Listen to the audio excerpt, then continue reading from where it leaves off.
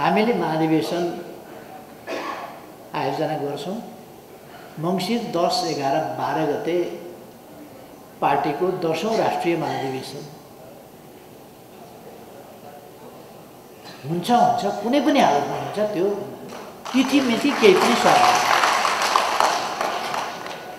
त्यो कहाँ हुन्छ भन्ने कुरा भोलि टुङ्गो लाग्छ। अस्ति मैले यदि अन्यथा निर्णय नभएमा भनेको छु बुटोल। त्यो अन्यथा निर्णय नभएमा भनेको के हो भने बुटोलको अलिक माग आइसकेको थियो, अन्तको माग आइसकेको थिएन। माग आइसकेको छ है भन्ने कुरा चाहिँ मैले त्यहाँ बताइदिएँ। बुटोलको चाहिँ माग आइसकेको छ, लुम्बिनी प्रदेशको पनि बुटोलमै गर्ने भन्ने माग आइसकेको थियो।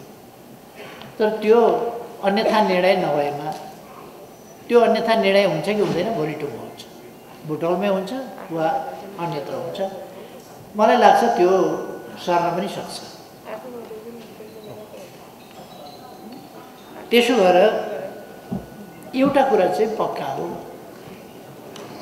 कुनै कहीँ कसैले, कुनै कमिटीले, कुनै प्रदेशको, कुनै जिल्लाको, कुनै पालिकाको कुनै कमिटीले कुनै काम भ्याएन भनेर या यहाँनेरि यस्तो समस्या पर्यो भनेर महाधिवेशन रोकिँदैन। त्यो चाहिँ अगाडि बढ्छ नै। तसर्थ हामी महाधिवेशनको तयारीमा अब जुटिसकेका छौँ भने हुन्छ, हामी जुट्न थाल्छौँ। यसपल्ट हामीले व्यवस्थापनको कार्य मुख्य रूपमा गर्नुपर्नेछ। व्यवस्थापनका कार्यका दुईटा पाटा छन्। एउटा बन्द सत्रको पाटो व्यवस्थापनको अथवा प्रतिनिधिहरूको व्यवस्थापन गर्नेदेखि लिएर बन्द सत्र सञ्चालन गर्नेसम्मको पाटो एउटा। अर्को पाटो जनउपस्थिति। हामी सबैलाई थाहा छ नेकपा एमाले पार्टीको अरू कसैसँग तुलनै हुँदैन। कसैले यसो सभामा चित्त बुझाउनका लागि कुरा गर्नु अथवा कसैले हौसिएर कुरा गर्नु, कसैलाई कस्तो हुन्छ भने हामी त एउटा वडा पनि जित्न गाह्रो पर्छ है क्या हो भन्छन्। एक दिन साँच्चै बोले है, ठिकै बोले, बुझेछन् कुरो भनेर मैले भन्छु। त्यसपछि उनीहरू कहाँ फेरि हल्लीखल्ली हुन्छ, यस्तो पनि भन्नुहुन्छ भनेपछि सबभन्दा ठुलो पार्टी हामी बनाएर छोड्छौँ भनेर भोलिपल्ट भन्छ। त्यो उतार चढाव हुन्छ क्या। त्यो भोलिपल्टको चाहिँ कुरो अघिल्लो दिनको मनको कुरो, भोलिपल्टको कुरो मुखको कुरो। त्यो मुखले मात्रै भने हो, त्यो चाहिँ मनको कुरा होइन। नेकपा एमाले मात्रै यस्तो पार्टी हो नेपालमा जोसँग गन्तव्य छ, कहाँ पुग्ने भन्ने गन्तव्य छ। अरू कुनै पार्टीसँग गन्तव्य छैन। माधव नेपालको गुटको गन्तव्य नेकपा एमालेलाई सिद्ध्याएर प्रतिक्रियावादीहरूलाई बलियो बनाउने हो। त्यो कुनै गन्तव्य हो र? त्यो त विनाश हो। विनाशलाई गन्तव्य भनिँदैन। मान्छेले विनाशलाई गन्तव्य बनाउँदैन, त्यो गन्तव्य नै होइन। उनको गन्तव्य चाहिँ त्यो एमाले सिद्ध्याउने, जो असम्भव छ, बिल्कुल असम्भव कुरो हो, त्यही बोकेर उनीहरू हिँडेका छन्। नेकपा एमाले मात्रै यस्तो पार्टी हो जोसँग समृद्ध नेपाल बनाउने र सुखी नेपाली बनाउने, नेपाली जनता हरेक सुखी हुनुपर्दछ। नेपाल समृद्ध, आधुनिक, सुविधा सम्पन्न देश हुनुपर्छ। यस्तो हाम्रो धरतीको, हाम्रा धरतीका स्रोतहरूको, हाम्रा धरतीका उपलब्ध समग्र चिजहरूको समुचित व्यवस्थापन, त्यसको उपयोग, त्यसको अधिकतम उपयोग वृद्धि र त्यसको प्रतिफल प्राप्ति र त्यो समुचित ढङ्गले जनतामा पुर्याउने र सुविधा सम्पन्न आधुनिक यस्तो सामाजिक प्रणाली र प्रबन्ध भएको देश जहाँ शान्ति, सुव्यवस्था छ, न्याय छ, समानता छ, सुरक्षा छ, सम्मान छ, नागरिकलाई सम्पन्नता छ र सुविधा छ। यस्तो गन्तव्य भएको राष्ट्रिय आकांक्षा निर्धारण गरेको, चिनेको, राष्ट्रिय आकांक्षा बोकेको नेकपा एमाले मात्रै हो, अरू कसैको छैन।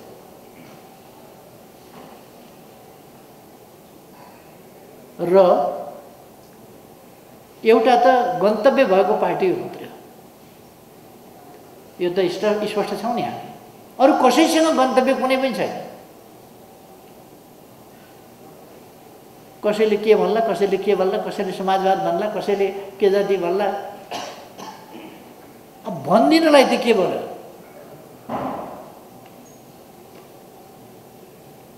एक दुईटा रौँ झरो, त्यसको नाम चुल्ठो राखिदियो। के भन्यो? चुल्ठो भनेको त धेरै कपाल भएर बाटेको लाई भन्छ नि चुल्ठो, होइन र? एक दुईटा रौँ झरो, त्यसलाई चाहिँ चुल्ठो भन्थ्यो। एमालेबाट दुई चारजना फुत्किए, त्यो चाहिँ एकीकृत नाम राख्नु त के भन्छ? दुईटा रौँ झरे चुल्ठो। दुई चारजना चोइटिएर पतन भएर गए, एकीकृत।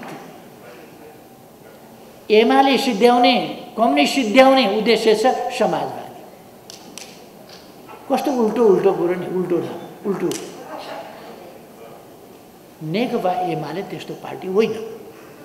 नेकपा एमाले स्पष्ट उद्देश्य, त्यो उद्देश्यलाई, त्यो राष्ट्रिय आकांक्षालाई, त्यो गन्तव्यलाई आफ्नो अभिष्ट बनाएर हो त्यहीँ पुग्छु भनेर यात्रामा अगाडि बढेको पार्टी हो। त्यहाँ कसरी पुग्ने? यसका विभिन्न कार्यक्रमहरू छन्, नीति छन्। ती नीति कार्यान्वयन गर्नका लागि कार्यक्रम छ, कार्यक्रम कार्यान्वयन गर्नका लागि योजनाहरू छन्। ती योजनाहरू पुरा गर्न विभिन्न सेक्टरल टार्गेटहरू छन्, हाम्रा लक्ष्यहरू छन्। ती लक्ष्यहरू पुरा गर्दै हामी अगाडि बढ्छौँ। शिक्षाको क्षेत्र, स्वास्थ्यको क्षेत्र, पूर्वाधारको क्षेत्र, विद्युतको क्षेत्र, सञ्चारको क्षेत्र, आधुनिक विज्ञान प्रविधिको विकासको क्षेत्र, पर्यटनको क्षेत्र, अरू विभिन्न क्षेत्रहरू, वातावरणीय सुरक्षा र सन्तुलनका प्रश्न, त्यसका इम्प्रुभमेन्टका, त्यसका विकासका पक्षहरू, यी सबै यी काम गर्न के चाहिन्छ? स्पष्ट दृष्टिकोण, सिद्धान्त र नीतिहरू भएको पार्टी चाहिन्छ। नेकपा एमाले बाहेक त्यस्तो कुनै पार्टी अर्को छैन। हामीले गर्व गर्नुपर्ने विषय त्यो। गन्तव्य भएको पार्टी अर्को छैन। गन्तव्यमा पुग्ने बाटो सही भएको अर्को पार्टी छैन। त्यो बाटो कसरी पुग्ने त्यस्तो विचारै भएको अर्को पार्टी छैन। त्यो विचार यसै हुँदैन। पुस्तकमा भएको शास्त्र विद्या दराजमा राखे जस्तै हो। यदि सङ्गठन छैन भने देशव्यापी सशक्त जनआधारित र जनताले विश्वास गरेको, भरोसा गरेको पार्टी, सङ्गठन, त्यो हामीसँग मात्रै छ। तसर्थ यस पार्टीका केही खास विशेषताहरू छन्। यस पार्टीका काँधमा यी विशेषताहरू यसको साथमा छन्। यी हुन नदिनका लागि प्रतिक्रियावादी शक्तिहरू अत्यन्त क्रियाशील छन्, षड्यन्त्र गरिरहेका छन्, जालझेल टिक्रम गरिरहेका छन्, राज्य सत्ताको दुरुपयोग गरिरहेका छन्, शक्तिको दुरुपयोग गरिरहेका छन्, अनेक प्रकारका दुरुपयोग गरेर हाम्रा विरुद्ध आइरहेका छन्। र हामी तिनीहरूलाई चुनौतीको रूपमा बुझ्छौँ, व्यवधानको रूपमा बुझ्छौँ र तिनीहरूलाई पराजित गर्दै अगाडि बढ्ने सामर्थ्य हामीसँग छ, हाम्रो विचारसँग छ, हाम्रो सङ्गठनसँग छ, हाम्रो आन्दोलनकारी चरित्रसँग छ। हामी यी सबै कुराहरूको सामना गरेर अगाडि जान सक्छौँ र हाम्रो गन्तव्यतर्फको यात्रा हामी कठिनाई रहित छ भन्दैनौँ, व्यवधान रहित छ भन्दैनौँ, चुनौती रहित छ भन्दैनौँ, चुनौतीयुक्त छ, चुनौतीले भरिएको छ। तर ती चुनौतीहरूलाई हामी सामना गर्दै अगाडि बढ्न सक्छौँ। अरू पार्टीहरू हडबडाएको छ, नेकपा एमाले मात्रै ढुक्क छ। अरू पार्टीहरू यो साँठगाँठ छ नि अहिले भइरहेको विभिन्नहरूको, यो साँठगाँठ टुट्ला भनेर यो साँठगाँठ चुनावसम्मै लानुपर्छ, चुनावसम्मै। तपाईँ हामी सुनिराखेका छौँ नि दिनै पछि, साँठगाँठ चुनावसम्मै लानुपर्छ। यिनीहरूले हेरेको कि चिलले जस्तो हेर्ने पनि होइन, अर्कोले जस्तो हेर्ने पनि होइन। यिनीहरू कति हेर्छन् भन्दा टाढा हेर्ने त्यस्तो दूरदृष्टि होइन। एउटा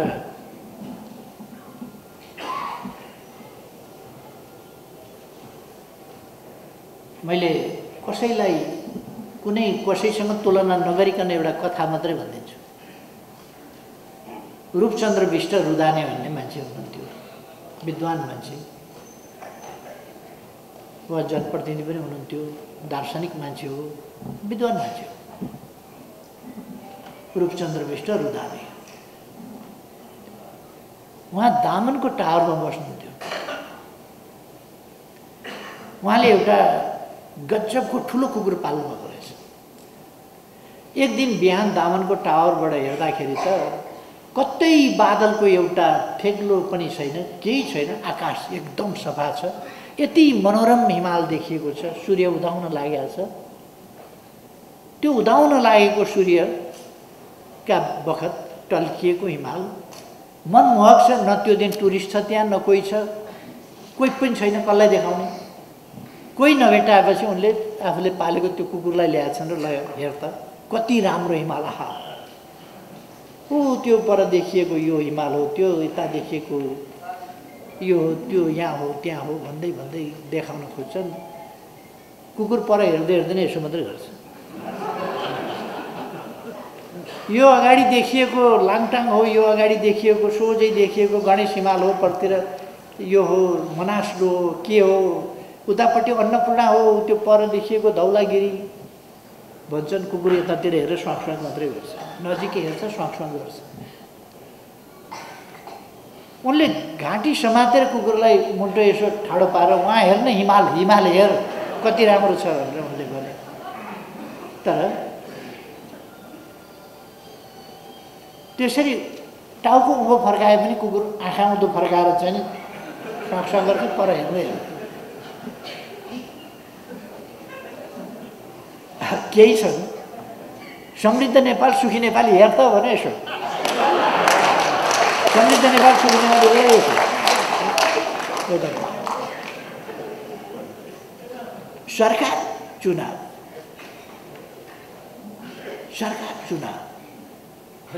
त्योभन्दा परतिर त छँदै छैन, देख्दै देख्दैन, नजिक यसो हाम्रो पार्टी मात्रै हो जसलाई आकाशमा उड्छ चिल, एक ठाउँ स्थिर भएर बसिया हुँदैन, उडिराखेको हुन्छ। उडेका बेला पनि उसले ससाना चिजहरू त्यहाँ जमिनमा देखिराखेको हुन्छ, टाढाबाट फार साइटेडनेस। त्यसैलाई भन्छ बेहुङ्गन दृष्टि, दूरदृष्टि। त्यसले भ्यागुताले कुवा देख्छ, चराले उसको क्षितिजै कति हो कति फराकिलो हुन्छ। त्यही भिन्नता छ अरू र नेकपा एमालेका बीच। त्यसकारण नेकपा एमालेको काममा धेरै गहन अभिवाद छ। लडेर ल्याएको लोकतन्त्रको रक्षा यो साधारण कुरा होइन। अहिले पनि लोकतन्त्रको रक्षा साह्रै महत्त्वपूर्ण र चुनौतीपूर्ण विषय बनेको छ हाम्रो अगाडि। लोकतन्त्रको रक्षा, लोकतन्त्र भनेको निर्वाचन भइहाल्छ, लोकतन्त्र भइहाल्यो भन्ने होइन। लोकतन्त्रका संरचनाहरू, लोकतन्त्रका अवयवहरू, अङ्ग प्रत्यङ्गहरू, निकायहरू, तिनीहरूप्रति तिनको मर्यादा, तिनीहरूप्रतिको जनविश्वास कस्तो छ, त्यो धेरै महत्त्वपूर्ण कुरा हो। लोकतन्त्रप्रति कस्तो छ, लोकतन्त्र कतिको बलियो छ भन्ने कुरा ती संस्था, तिनको आचरण, तिनको अभ्यास, तिनको मर्यादा, तिनका क्रियाकलाप कस्ता छन् भन्ने कुरा। अब हामी हेऱ्यौँ भने सरकारको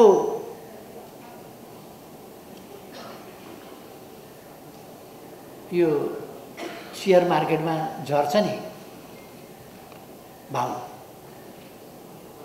योभन्दा तल त सरकारको जुन अहिले चाहिँ ग्राफ तल घटेको छ नि, बेहाल पो छ त। 3 महिनामा बल्ल बनायो कस्ता।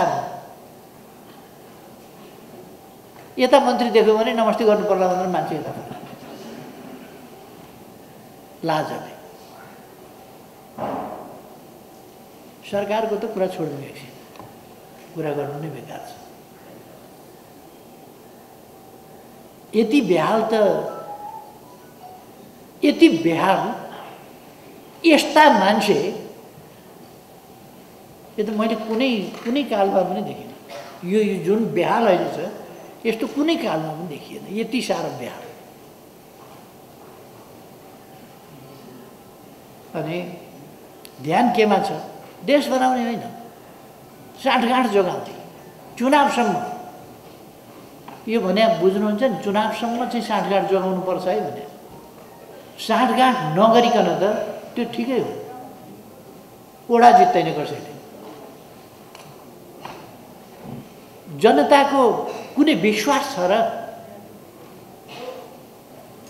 अहिले अरूको त कुरै छोडिदिउँ, काङ्ग्रेस पनि पूर्वरामा हात लाएर बसेका छन्। पुराना काङ्ग्रेसहरू के गर्नु, उहिलेदेखि लाग्यो काङ्ग्रेसमा, उहिलेदेखि लाग्यो के गर्ने, भोट कसरी हाल्ने यस्तो पार्टीमा। फेरि भोट कहाँ हाल्ने टुङ्गो छैन, केमा हाल्ने हो? पेन्सिलमा हाल्ने कि डटपेनमा हाल्ने कि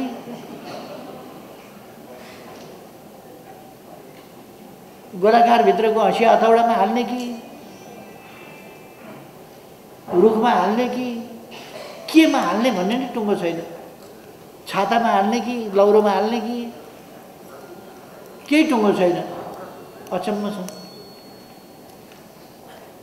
हैरान छ। चितवनमा छोरीलाई जिताइयो, बाउलाई जिताइयो, के पाइयो भन्। काङ्ग्रेसभित्र एउटा प्रश्न अहिले गम्भीर उठेको छ। चितवनमा छोरीलाई जिताइयो, बाउलाई जिताइयो, के पाइयो? काङ्ग्रेसको गम्भीर प्रश्न छ। खैर, हामीलाई चिन्ता छ। अहिले हेर्नुहोस् त, अदालत अत्यन्त मर्यादित हुनुपर्ने होइन? जनताले केही भएन भने पनि अदालतमा न्याय पाउँछु भन्ने विश्वास गर्नुपर्ने होइन? हेर्नुहोस् त, महाभियोग पनि लाग्न सक्छ भनेका छन् जनस्तरबाट, राजीनामा गर भनेका छन्। के आरोप छ तपाईँ हामी सबै सुनिरहेका छौँ। यस्ता निकायहरू जसप्रति जनविश्वास असाधारण ढङ्गले अन्त कहीँ भएन भने पनि अदालतप्रति जनविश्वास, लोकतन्त्रको साह्रै महत्त्वपूर्ण कुरा के हो भने अदालतप्रतिको जनविश्वास। त्यो त आज त धराशायी भएको छ। मैले अलिक अगाडि नै भने, हामी मुद्दा जित्छौँ हार्छौँ भन्ने कुरा होइन। कसले हामीले 1 महिना अगाडि निकालेका मान्छे सदर भन्दै नक्कली ढङ्गले पार्टी दर्ता गर्न पायो कि पाएन भन्ने कुरा होइन। यी सबै अस्थायी कुरा हुन्। पार्टी दर्ता हुँदैमा के हुन्छ? दर्ता भए त्यही चुनावसम्म घस्रिएर जाने होइन? चुनावमा जनताले त दर्ता त गर्दैन त यस्तो पार्टी त। निर्वाचन आयोगमा दर्ता भएर त चुनावसम्म दर्ता भने चुनावमा त जनताले दर्ता बदर गरिदिन्छ। सार्वभौम जनता त त्यहाँ बाँकी छ नि। यी ठुला कुरा होइन, तर न्यायिक निकायहरूको, अर्धन्यायिक निकायहरूको, निर्णय गर्ने संस्थाहरूको मर्यादामा लोकतन्त्र अड्या हुन्छ, विश्वासमा लोकतन्त्र अड्या हुन्छ। संविधानको कार्यान्वयनमा, कानुनको कार्यान्वयनमा, कानुनको राज छ भन्ने विश्वास र अवधारणामा लोकतन्त्र जीवित हुनुपर्छ। जनताप्रति सरकार इमान्दार छ भन्ने कुरामा जनता विश्वस्त हुनुपर्छ। देशप्रति सरकार इमान्दार छ भन्ने कुरा विश्वस्त हुनुपर्छ। त्यो स्थिति छैन। यो स्थिति छैन। यो यथार्थ। यस स्थितिलाई बदल्ने र त्यस्तो परिस्थिति त्यस्तो समय ल्याउने जसले देश हितको रक्षा गर्न सक्छ, जनहितको रक्षा गर्न सक्छ, लोकतन्त्रको रक्षा गर्न सक्छ, लोकतन्त्रका स्तम्भमा रहेका संस्थाहरूको मर्यादाको रक्षा गर्न सक्छ, माथि उठाउन सक्छ, त्यस्ता संस्थाहरूलाई अपवित्र गर्दैन। अब यहाँ त त्यसकारण हाम्रो काममा गरिबी हटाउने, देशबाट देशलाई समृद्ध बनाउने यो अभिभारा त छँदैछ। तर त्यसो गर्नका लागि हामीले सँगसँगै बुझ्नुपर्छ कि लोकतान्त्रिक प्रणालीको रक्षा गर्न, लोकतान्त्रिक प्रक्रियाको रक्षा गर्नका लागि त्यस्ता सबै सङ्घ संस्थाहरू आफ्ना थान्कामा बसुन्, जसबाट लोकतन्त्र वास्तविक अर्थमा क्रियाशील हुन सकोस्। त्यसरी मात्रै देश विकास हुन सक्छ। त्यसको उपाय के छ त भन्दा जनताको असाधारण विश्वासबाट हामीले बहुमत प्राप्त गर्नुपर्छ। हामी अल्छी भयौँ भने त, हामी जनताका बिचमा गएनौँ भने, हामीले जनता जगाएनौँ भने, हामीले मजदुर किसान जगाएनौँ भने, हामीले जनताहरूलाई सचेत गराएनौँ भने अरूले अल्प ल्याउन सक्छ। भ्रमबाट जनतालाई मुक्त गरेनौँ भने अरूले भ्रम त पारिरहन सक्छ। त्यसकारण भ्रमबाट हामीले जनतालाई मुक्त गर्न पर्दछ। जनतालाई भ्रमबाट मुक्त गर्न अनेक प्रकारका भ्रमहरू हामी भ्रमबाट मुक्त गर्न जनता कहाँ पुग्न पर्दछ। हाम्रो सक्रियता, त्यसले जनताले चाहेको आज के छ भने हाम्रो सक्रियता, हाम्रो आत्मविश्वास। हामी आत्मविश्वासका साथ जब जनतामा जान्छौँ, सक्रिय हुन्छौँ, जनतालाई सचेत गर्छौँ, सचेत जनतालाई सङ्गठित गर्छौँ, सङ्गठित जनतालाई परिचालित गर्छौँ, त्यसैबाट हामी विजयी हुन्छौँ। आज देशलाई चाहिएको एउटा मात्रै कुरा छ, जम्मी एउटा कुरा। पहिलो कुरा अहिले देशलाई चाहिएको एउटा मात्रै कुरा के हो भने एमालेको दिग्विजय। एमालेको विजय चाहिएको छ, अरू केही छैन। एमालेको विजय भएन भने केही पनि हुँदैन। अरूसँग केही छँदै छैन, न गन्तव्य, न बाटो, न दृष्टिकोण, न केही, न प्रतिबद्धता, न सङ्कल्प।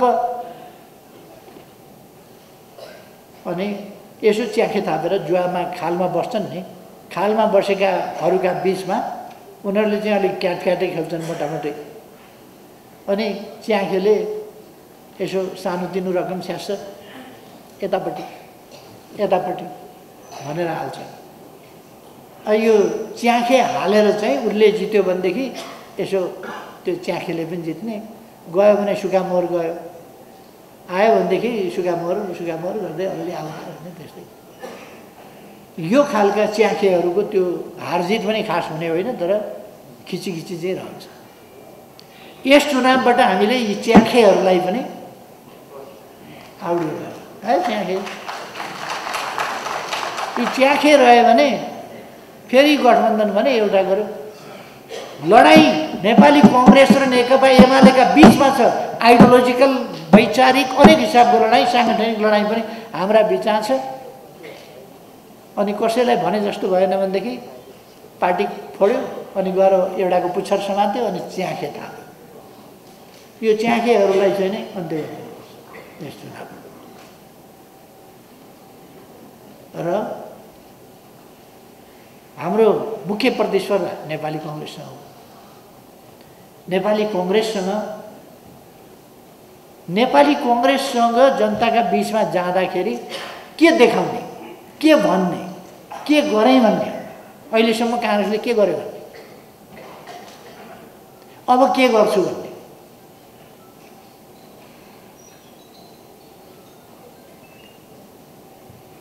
अहिलेको सरकार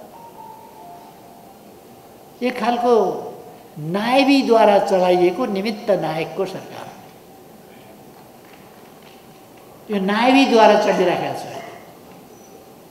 निमित्त नायकको सरकार, नायक नायक होइन।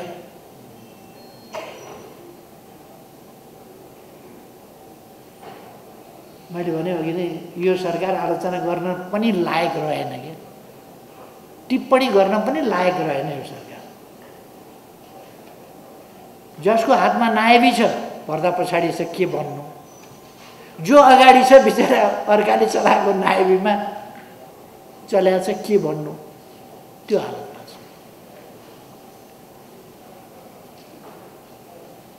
यो साँच्चै यो सरकार कसले चलाएको छ भनेर कसरी भन्न सक्छ अहिले नेपालमा? कसले चलाएको छ, कसले चलाएको छ? भित्रकाले चलाएका छन् कि बाहिरकाले चलाएका छन् कि भित्रैका पर्दा पछाडिकाले चलाएका छन् कि अगाडिकाले? यस्तो स्थितिमा छ। र हामी एउटा निर्णय, हाम्रो विजय यात्रा, यो विजय यात्रा भनेको सधैँ विजय विजय विजय विजय मात्रै, विजयतर्फको यात्रा भनेको उकालो उकालो उकालो उक्लिँदै मात्रै जाँदैन। कहिले कहिले धक्का पर्छ, कहिले कहिले झट्का लाग्छ, कहिले कहिले के हुन्छ, कहिले कहिले यसो हुँदै नै जाने हो। हाम्रो वर्ग सङ्घर्ष, हाम्रो राजनीतिक सङ्घर्ष, हाम्रो प्रतिद्वन्दिता, हाम्रा वैचारिक लडाइँहरू अथवा हाम्रा विचारका लडाइँहरू, यी निर्वाध एकदम उँभो लागेको लागि मात्रै गर्दैन, तिनीहरूले कहिले कहिले धक्का पनि खान्छ। यो सङ्घर्षको नियम नै हो। जबसम्म प्रतिक्रियावादी शक्तिहरू समस्या खडा गर्ने सामर्थ्य राख्दछन् तबसम्म समस्या खडा गर्छन्। लामो योजना बनाइकन समस्या खडा गर्छन् प्रतिक्रियावादी शक्तिहरूले। त्यसकारण हामीले ती कुराहरूको सामना गर्नका लागि आफूलाई तयार राख्नुपर्दछ र अगाडि बढ्नुपर्छ। यस प्रदेशमा अहिले मैले भनेका कामहरू गर्न, प्रतिक्रियावादी शक्तिलाई समग्रमा पराजित गर्न हामीले वैचारिक लडाइँ पनि लड्नु परेको छ, प्रचार युद्ध पनि सञ्चालन गर्नु परेको छ। उनीहरूसँग प्रचार सामग्री छ, हामीसँग सामग्री छैन। हामीले भएका सामग्रीहरूलाई प्रयोग गर्ने र आधुनिक प्रविधिको प्रयोग, त्यस मार्फत हामीले उछिन्नु पर्नेछ। अर्को, हाम्रो सक्रियताले जनताको बीचमा गएर जनतालाई सम्झाएर हामीले प्रचार युद्ध जित्नु पर्नेछ। एकातिर विकास निर्माणका निम्ति हामीसँग योजना हुनुपर्छ, दृष्टिकोण हुनुपर्छ, हामी विकास यो गर्न सक्छौँ भन्ने कुरा हुनुपर्छ। र हामीले कुनै जिम्मा लिएर छोड्दाखेरि यो गरेँ है मैले भन्ने हाम्रो ठाउँ बनाउनुपर्छ। हाम्रा वडा हुन् कि, हाम्रा पालिका हुन् कि, हाम्रा जिल्ला हुन् कि, हाम्रा प्रदेश हुन् कि, हाम्रा विभिन्न आयोजना होस् कि, हामी कहीँ जिम्मा लिन्छौँ भने जहाँ सुकै पनि होस् जिम्मा लिएका ठाउँमा, प्रदेश कमिटी होस् कि, साथीहरू प्रदेश कमिटीमा हुनुहुन्छ, प्रदेश कमिटीको सदस्यको हैसियतमा तपाईहरु कतिको सफल हुन सक्नुहुन्छ? प्रश्न त्यो हो। हामी हरेकले आफ्नो काममा सफल हुनै पर्दछ, असफल हुने हामीलाई छुट छैन। जुन ठाउँमा हामी हुन्छौँ त्यो सफल हुनुपर्छ, जुन काम हामी जिम्मा लिन्छौँ सफल हुनुपर्छ। जुन ठाउँ हामीले यसरी ड्राइभ गर्नु हुँदैन जसले बाटाबाट तल खसोस्, गाडी दुर्घटना हुने गरी, खस्ने गरी, अथवा नदौडिने गरी, अथवा बिग्रिने गरी, अथवा तीव्र गति चलाउन खोज्दाखेरि कन्ट्रोल नहुने गरीको गति, कुनै पनि गर्नु हुँदैन भन्ने कुरा हामीले सावधान। हामीलाई चाहिएको सफलता, अत्यन्त सन्तुलित ढङ्गले हामीले सफलतामा पुर्याउनुपर्छ। सफलतामा पुर्याउन हरेक सफल हुनुपर्दछ। तपाईँहरूले आफ्ना ठाउँमा सफल ढङ्गले नेतृत्व गर्नुपर्दछ। सफल ढङ्गले नेतृत्व गर्न योजना, सक्रियता। मैले अस्ति एउटा युट्युब यसो बेलुका देखाएको थिएँ, खोल्दै जाँदाखेरि युट्युब आयो। एउटा शिक्षिका पढाउँदै रहेछन् त्यहाँ, बेलुकाको क्लास रहेछ। अनि उनले भन्दै थिए, मैले दिनभरि तयारी गरेर यो अहिले पाठ्य सामग्री तपाईँहरूलाई जुन म पढाउँदैछु त्यो दिनभरि तयारी गरेर म यहाँ पढाउन आएकी छु, पढाउँदैछु। यति स्किलफुल ढङ्गले पढाइराखेका थिइन् उनले।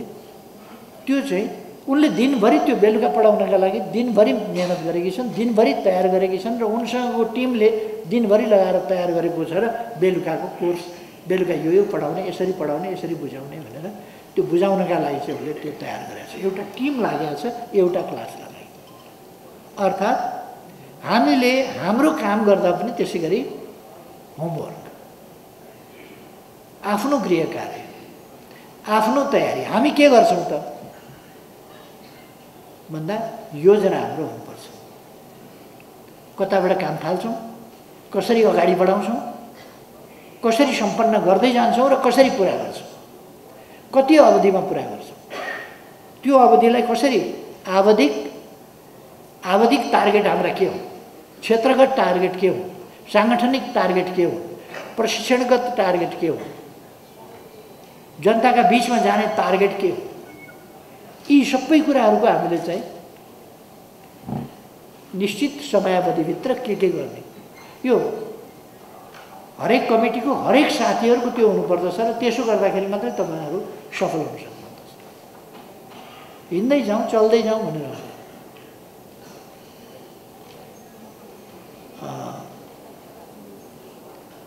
साथीहरूको यहाँ हात-हातमा नोट कपी नहुन सक्छ, हात-हातमा आइप्याड नहुन सक्छ, हात-हातमा मोबाइलमा नोट गरिराखेर नहुन सक्छ। तर हरेकको कमसेकम घरमा तपाईँहरूको त हात-हातमा नोट कपी त चाहिन्छ। तपाईँहरूले स्मरणका लागि पनि नोट गर्नेदेखि लिएर अनि आफ्ना कार्ययोजनाहरू चाहिँ पहिले तयार गर्नुपर्छ लिखित रूपमा। अनि तपाईँले एक हप्ताको कार्ययोजना बनाउनु भयो भने एक हप्तापछि तपाईँले समीक्षा गर्नुपर्छ कि त्यो मैले बनाएको कार्ययोजना पुरा गरेँ गरिनँ, भयो कि भएन, के कारणले भएन, कहाँनिर कमी रह्यो। एक महिनाको टार्गेट तपाईँको छ भने एक महिनामा यति गर्ने छ भने त्यो गर्नु। योजनाबद्ध ढङ्गले हामी अगाडि गयौँ भने हाम्रा विरोधीहरू यसै कहाँ पछाडि छोडिएका छन्, अझै तिनीहरू कहाँ पछाडि छोड्छन्। सफलता मेहनतले प्राप्त हुने। राम्रो खेलाडी, एउटा टेबल टेनिस खेलाडी राम्रो कसरी हुन्छ भने अभ्यास गरेर। एउटा गायक राम्रो गायक, एउटा गायिका राम्रो गायिका कसरी हुन्छ भन्दा उसले अभ्यास गरेर, अभ्यासपछि रियाज गरेर, उसले भोकल ट्रेनिङ, अरू ट्रेनिङ थुप्रै ट्रेनिङहरू हुन्छ, तिनीहरू पछि उसले रियाज कन्टिन्यू गर्नुपर्छ। रियाज कन्टिन्यू भएन भने उसले गाउन सक्दैन, राम्रो गाउन सक्दैन। गाइदिनलाई त के गरौँ, मैले पनि गाइदिन्छु। तर राम्रो गाउने हो भने रियाज निरन्तरको हुनुपर्छ। हाम्रो अभ्यास त्यस्तै हो कामको कि हामीले एकभन्दा अर्को काम, अझ एउटा कामपछि अर्को काम हाम्रो अझ उत्कृष्ट ढङ्गको हुनुपर्छ। त्यस ढङ्गले तयारी गरेर जानुपर्छ। हाम्रो सफलता हाम्रा कमिटीहरू, हाम्रा कमरेडहरूको सफलतामा निर्भर गर्छ। हरेकको सफलता, हाम्रा कमिटीहरू, हरेक कमिटीको सफलता। एउटा चाहिँ कस्तो छ भने क्षमता वृद्धि यस्तो चिज हो, यहाँबाट भनौँ त्यहाँ त्रिपुरेश्वरसम्म केही चिज पुर्याउनु पर्यो। मसँग 5 केजीभन्दा बढी बोक्ने सामर्थ्य छैन, या 10 केजीभन्दा बढी बोक्न सक्दिनँ। मैले 10 केजी बोक्छु र त्रिपुरेश्वरसम्म पुर्याउँछु अनि फेरि फर्केर आउँछु, फेरि अर्को 10 केजी त्रिपुरेश्वरसम्म, फेरि आउँछु 10 केजी बोक्छु त्रिपुरेश्वरसम्म। जहिले पनि मान्छेले मलाई के देख्छ भने यो सभागृहदेखि त्रिपुरेश्वर, त्रिपुरेश्वरदेखि सभागृह बाटैमा देख्छ जहिले पनि। एउटा पोको